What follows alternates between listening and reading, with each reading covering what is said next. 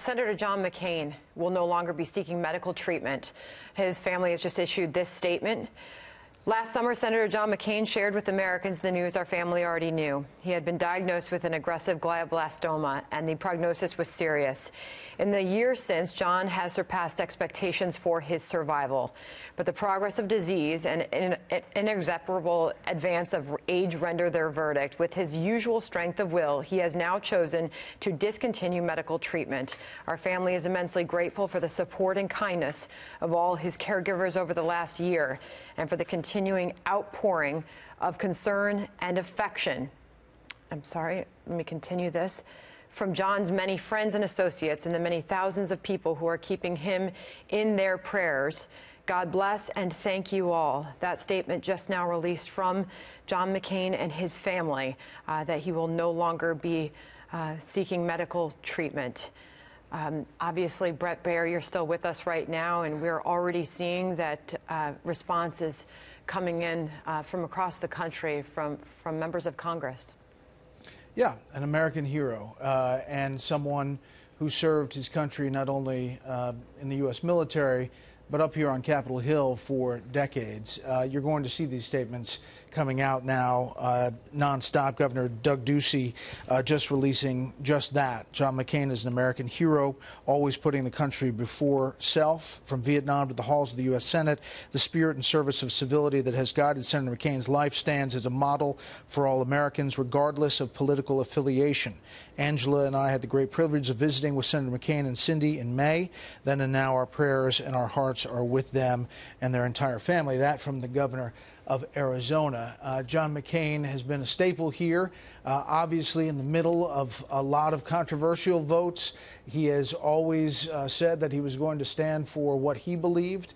That did not sit well with this president, especially on the issue of Obamacare and that vote that he often references, the thumbs down in the middle of the night. But John McCain has a lot of friends on both sides of the aisle up here on Capitol Hill who are offering prayers and good wishes as this news that he's going to no longer seek medical treatment. When that happens and that news comes out, as you well know, as we've seen with other high-profile figures, that usually means that the time is moving fast. Yeah, he spent time in the Hanoi Hilton, prisoner of war in Vietnam. The North Vietnamese offered him early release or release ahead of some of his other fellow prisoners because his father was an admiral. They thought they would get some positive PR out of that. And Senator McCain, then I believe he was a captain, McCain refused, said he didn't want to take advantage of his father's position and his father's name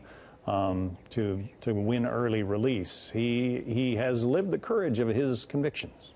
If you think of any other figure in American history and political life who has spent his life serving the country, I don't think you can think of one who has served in as many ways as John McCain, and to the extent that he served. You mentioned his time in the Hanoi Hilton as a prisoner of war, and that experience he often reflected on as he was running for president and was the GOP nominee, and also as senator, in some stiff, firm stances about torture and what the guidance should be moving forward as we go through counterterrorism operations around the world. He is the biggest supporter up on Capitol Hill of the U.S. military. Anybody in the Pentagon will tell you they shuddered sometimes when they had to testify in front of John McCain. He was always looking out after every dollar, but he 100% was behind and is behind the men and women of the U.S. military. And you'll see these statements, I think, pouring out in the next few minutes. And as we all know, Meghan McCain was a former colleague of all of ours here at the Fox News Channel. She has now also posted this statement from her family and issued her own statement. Brett, she writes, "My family is deeply appreciative of all the love and generosity you have shown us during this past year. Thank you for all your continued support and prayers. We could not have made it this far without you. You've given us strength to carry on." Meghan's made it very clear that she spent a lot of time heading home and being by her father's side through all of this. They're extremely close, Brett. Yeah, and you well know, but being on the couch with her, outnumbered, how much she revered her dad and and loved him and does. She took time away from work to be with him, and we know that she spent a lot of time with him in Arizona. And these times will be crucial as the family is making, and Senator McCain is making this decision to stop medical treatment.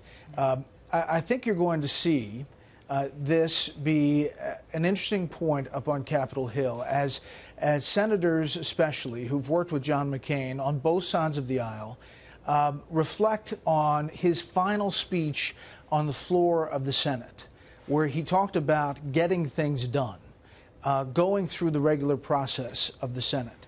And you may see and hear some reflection in coming days about Senator John McCain's mandate as he was kind of giving his last speech on the floor. John McCain, the senator, will no longer be seeking medical treatment. His family just releasing that statement a few moments ago. Brett Baer, thank you for joining us this morning. We'll have more on this coming up.